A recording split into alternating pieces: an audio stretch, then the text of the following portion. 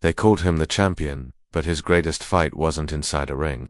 Muhammad Ali, a name that resonates far beyond boxing. For many, he was simply the boxer who challenged giants and felled legends. But for others, Ali represented something even greater: courage, resilience, and hope in a world marked by inequality. When he took off his gloves, his voice carried more weight than any punch.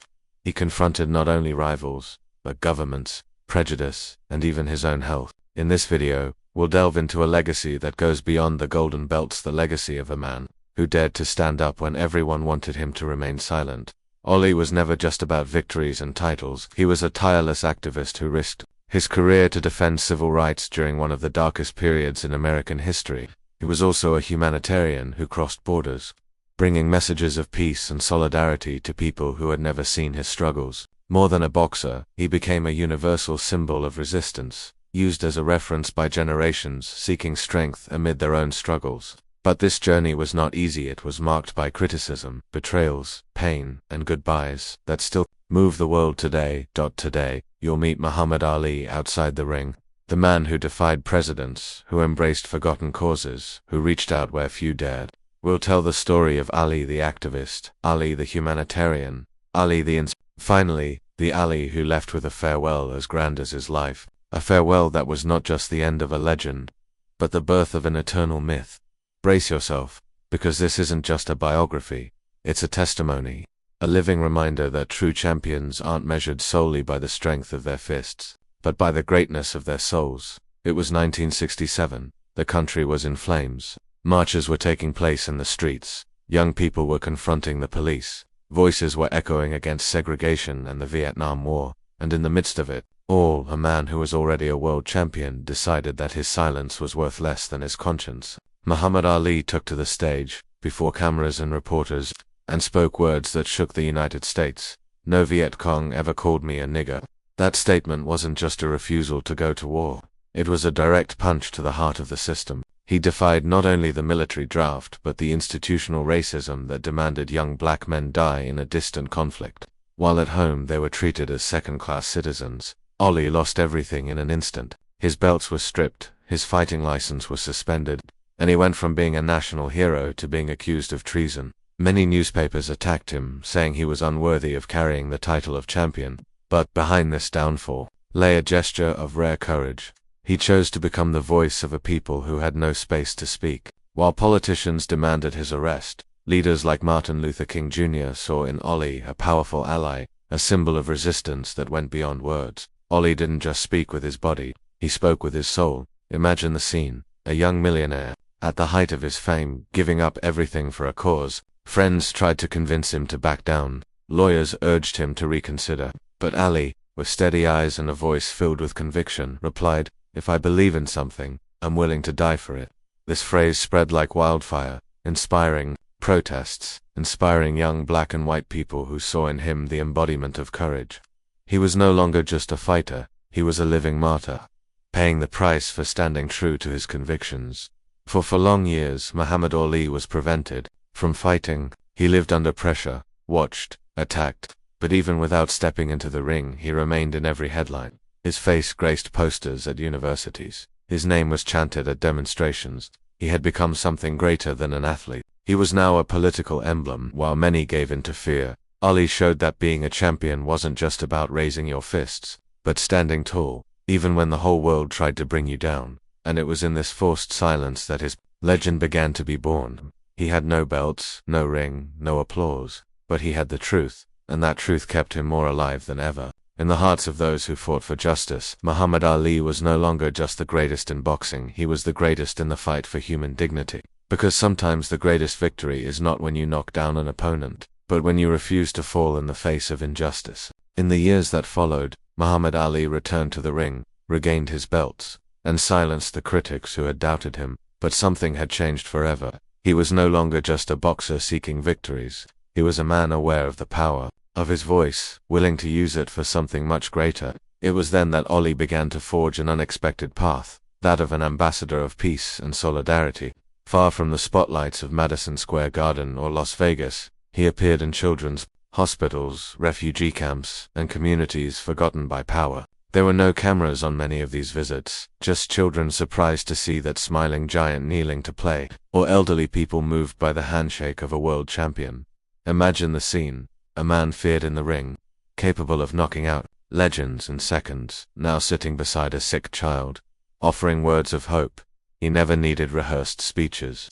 His mere presence was enough to light up the room. Ali became a symbol of empathy, a familiar face who showed that even the greatest champion could be humble in the face of others' pain. In 1990, when the world was shocked by the Gulf War, Ali went to Iraq on a risky humanitarian mission. Many doubted him, calling him naive, but it was he who managed to negotiate the release of American prisoners, not with threats, but with the strength of his compassion and the respect his name carried. Throughout his life, Ali supported countless social causes. He delivered food to families in need, visited shelters, and quietly donated to charities. He didn't do it for the spotlight. He did it because he truly believed his mission was greater than sporting glory. When asked why he was so involved in humanitarian causes, he replied, "Service to others is the rent we pay for our stay on Earth." This phrase became a mantra for thousands of people, reminding them that the true value of a human being lies not in what they achieve, but in what they give. And most impressive was his ability to transform pain into hope. Even while battling Parkinson's, Ali continued to travel, hug strangers, and raise the Olympic torch in 1996 with trembling hands, moving billions of people. In that moment, the world saw that true strength lay not in the speed of his fists, but in the steadfastness of his soul. Ali no longer needed to win fights to prove himself a champion. He had already earned something greater, the eternal respect of humanity. And it's impossible to hear all this without realizing that Muhammad Ali wasn't just an athlete. He was a living inspiration. What about you? Have you ever thought about how small actions can change the world? Leave your comment below, like this video, and subscribe to the channel so we can continue this journey together through the life of one of the greatest men in history. Because Ali's fight doesn't end here. Muhammad Ali didn't just inspire those who lived in his time. He became a timeless figure, a beacon for generations who never saw him fight but who learned from his voice, his posture, and the way he approached life. Young athletes saw him as a model of courage, not only for what he did inside the ring but for what he represented outside of it. He proved that it was possible to be a champion without selling one's principles. That true glory came from staying true to what you believe in, even when the price was too high. Ali became living proof that physical strength without character is nothing. His image crossed borders. Young men and women in Africa saw in Ali a reflection of black pride, a symbol that they too could rise up against the systems that crushed them. In American ghettos, his image graced murals as a cry of resistance. In distant countries, where the fight for civil rights was still just a dream, Ali was remembered as the man who defied an empire and survived. He became a legend not because he won battles, but because he dared to stand up when everyone expected him to remain silent. Imagine the scene: a young boy dreaming of becoming a basketball player, looking at the television and seeing Ali proclaiming himself the greatest. This phrase, which seemed like arrogance to some, was actually a call to believe in oneself. It was as if Ali was telling every young person, "You too can be great, you too can rise." And this energy spanned decades, inspiring names like Michael Jordan, Serena Williams, LeBron James, Usain Bolt, and countless others who, at crucial moments, cited Muhammad Ali as a source of inspiration. But it wasn't just athletes. Artists, musicians, activists, and ordinary people found in Ali a symbol of authenticity. He didn't hide his weaknesses, didn't pretend to be perfect. He spoke with humor, with passion, and with anger when necessary. This transparency made him human and relatable, someone anyone could identify with. At its core, Ali represented the idea that we don't need to be invincible to inspire. We just need to be true. Because true greatness isn't measured by the number of victories, but by the number of lives you can change simply by being who you are. And Muhammad Ali transformed entire generations, without needing a crown, without needing applause, just with the truth. It was night in the hospital, cold light in the corridors, machines marking time like distant bells. On the bed, the body that had set arenas ablaze was breathing shallowly, while hands that had once held torches trembled like leaves in the wind. All around, whispers, restrained footsteps, glances that said what no one dared speak. The family gathered, united by a thick silence. He gasped for air, and with it, he sought peace. There was no audience, no cameras, no belts. There was an intimate battle, final and inevitable. The man who taught the world to rise now struggled to rest. A daughter held his hand. His wife rested, her forehead against his. Someone recited a prayer. Between monitors and memories, a certainty hovered. Even when the voice fails, dignity does not waver. And it was in this stillness that the champion stared at his own history, as if thanking time, and whispered soundlessly, "I did my part." Outside, the city held its breath. Clocks ticked slowly, as if postponing the inevitable. When the sigh faded, the world stopped there. The news spread around the world like a silent bolt of lightning. Newscasts interrupted their stories. Radio stations changed their tone. Strangers stopped in the street to share the same question: is he gone? In Louisville, birthplace and port, candles lit on the sidewalks. Old photos reappeared in makeshift frames. Children held up colorful signs with a name that sounded like a chant. The procession moved slowly, and the street corners became grandstands of affection. Fists were raised, hands on chests, tears held back. A woman with a hoarse voice whispered, "Thank you for teaching us not to bow our heads." A young man in a worn cap replied without looking at her, "He's still fighting in here." The dark car passed, covered in petals. Instead of shouts, a collective respect was heard, as if the city breathed together, in rhythm, in a final round of homage. In the gym, the murmur turned to prayer. Faiths united in silence. Some carried gloves, others flowers. A bell reminded people of Round's End. At the memorial, the words came like precise jabs, each one hitting just the right spot. Friends recalled whispered jokes behind the scenes. Rivals spoke of the respect that grows where pain demands a truce. Leaders cited the courage to face the world with clean hands. His wife spoke of the simple daily routine, the slow mornings, the notes he left on the refrigerator door. A daughter repeated the phrase that became a guiding light: "Serving others is the rent we pay for our stay on earth." The audience alternated, between laughter and tears, like rounds oscillating between risk and shelter. The simple coffin, light wood, reminded us that greatness doesn't require gold. A child asked his father, "Is he still the greatest?" The man took a deep breath and replied, "Now more than ever." And when the projection showed images of the Olympic flame flickering in trembling hands, no one could hide their shivers. The flame wavered on the screen, but the entire room understood that light would not go out. Everyone knew the fight would continue outside, and at the cemetery, the earth welcomed the body as if welcoming a seed. There was no noise of a crowd, only the wind passing through tall trees and footsteps that avoided the rustling of leaves. The farewell was unhurried. Each handful of earth seemed to bring back memories of a story, a laugh, a blow that became a gesture of tenderness. People embraced as if they were family, and perhaps they were, all children of a courage that taught us to rise, fall, and begin again. There he departed, but what he built remained standing. Aid centers, alleys graffitied with his silhouette, playgrounds where a boy learns to say his own name aloud. His legacy was spread through small daily acts, in those moments when we choose to be better. And as dusk fell, when the sky turned amber, the feeling was that the champion had merely moved on. There was no end, only a passage. The ring is now the world, and the bell calls to whoever hears. Because death does not defeat those who lived standing, it invites us to fight more. The 5th chapter begins after the farewell. The dust of the processions has settled, but the trail Muhammad Ali left remains alive, multiplied in acts that don't fit in the newspapers. On broken courts, coaches repeat the simple rule: winning is good, but lifting the fallen is better. In classrooms, teachers show the video of the torch trembling in 1996 and ask, "What does courage mean to you?" In shelters, volunteers explain that the rent for our stay on Earth is paid by service. The legacy leaves the poster and steps onto the ground. Alleys gain murals.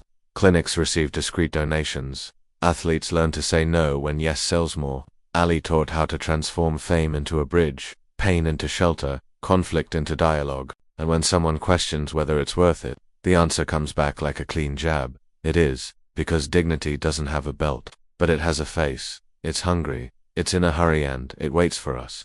Every gesture counts. The letter that consoles, the visit that calms, the hand that breaks a fall. This is how it looks. A legacy beyond boxing doesn't fit in statues. It fits in everyday life, which is the toughest ring. Courage isn't just refusing war. It's telling the truth when lying would be easier. Service isn't just raising torches. It's holding bags at the grocery store for a breathless lady. Faith isn't just improvising pretty phrases. It's maintaining respect when no one is looking. Humor isn't an escape. It's a remedy for despair.